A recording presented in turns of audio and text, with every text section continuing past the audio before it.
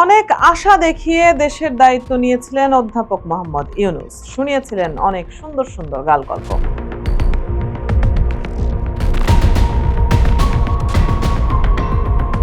কিন্তু ক্ষমতা থেকে চলে যাবার পর এখন যেসব তথ্য বেরিয়ে আসছে তা রীতিমতো চোখ কপালে তোলার মতো।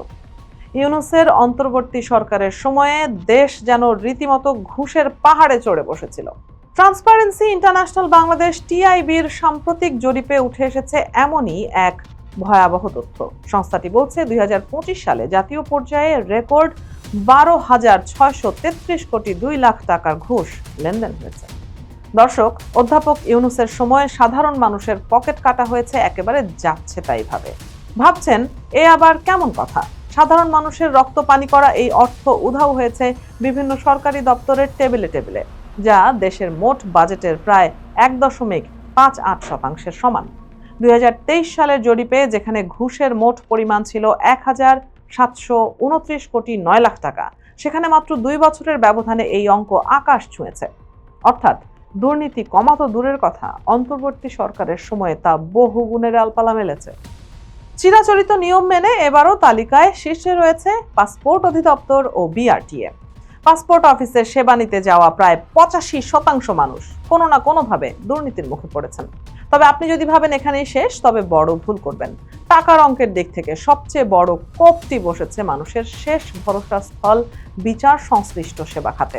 সেখানে পরিবার প্রতি গড়ে ২৪,৬৯১ টাকা ঘুষ দিতে বাধ্য হয়েছেন অসহায় সেবা গ্রহীতারা। এরপরেই আছে আইন শৃঙ্খলা রক্ষাকারী সংস্থা, ভূমি ও স্বাস্থ্য খাত। এমনকি ব্যাংকিং খাতেও গড় ঘুষের পরিমাণ ২০২৫ সালে এসে দাঁড়িয়েছে ১৯,৩২২ টাকায়।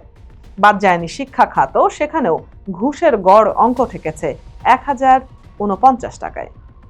সবচেয়ে বড় ধাক্কাটা লেগেছে দেশের মেরুদণ্ড অর্থাৎ কৃষকদের ওপর।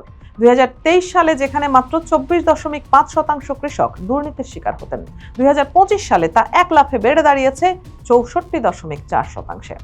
আর কৃষকদের ঘুষ দেওয়ার হার বেড়ে হয়েছে প্রায় ৫০%। অর্থাৎ যে কৃষক রোদ বৃষ্টি মাথায় নিয়ে মাথার ঘাম পায়ে ফেলে ফসল ফলান, তাকেও এখন প্রতি পদে পদে সরকারি অফিসে টাকা গুনতে হচ্ছে। মানচিত্রের দিকে তাকালে দেখা যায় দুর্নীতির এই বিষ বাষ্প দেশের সব অঞ্চলেই সমভাবে ছড়িয়ে পড়েছে। তবে এর মধ্যে সবচেয়ে বেশি ভুক্তভোগী ময়মনসিংহ ও খুলনা বিভাগের মানুষ। ময়মনসিংহের সর্বোচ্চ ৮৮.৯% এবং খুলনায় ৮৮% মানুষ দুর্নীতির শিকার হয়েছেন। পিছিয়ে নেই বরিশাল বা রংপুরও। আর খোদ রাজধানী ঢাকাতেও ৮০.১% মানুষকে ঘুষ বা দুর্নীতির মুখোমুখি হতে হয়েছে।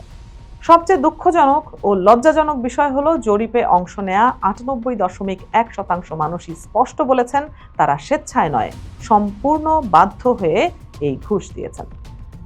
কারণ সোজা, ঘুষের টাকা টেবিলে না ফেললে ফাইল নড়ে না, কাঙ্ক্ষিত সেবা মেলে না।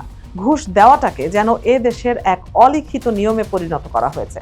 অথচ এই তীব্র অন্যায়ের বিরুদ্ধে সাধারণ মানুষের অভিযোগ করার জায়গাটুকুও যেন রাষ্ট্র কেড়ে নিয়েছে। দুর্নীতি দমন কমিশন দুদক গত কয়েক মাস ধরে কার্যত স্থবির। ফলে সাধারণ মানুষ কার কাছে গিয়ে নালিশ করবে তা বুঝতেই পারছে না। শাসকেরা বদলালেও শোষণের এই চেনা রূপটা একটুও বদলায়নি। টিআইবি স্পষ্ট করে বলেছে, এই লাগামহীন দুর্নীতি ও ঘুষের রাজত্ব সবচেয়ে বেশি ক্ষতবিক্ষত করছে সমাজের দরিদ্র, গ্রামীণ ও প্রান্তিক জনগোষ্ঠীকে।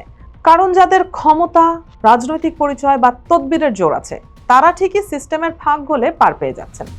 আর যত ভোগান্তি ও বঞ্চনা এসে জমা হচ্ছে খেটে খাওয়া সাধারণ মানুষের ভাগ্যে, তারা বঞ্চিত হচ্ছেন তাদের মৌলিক অধিকার থেকে।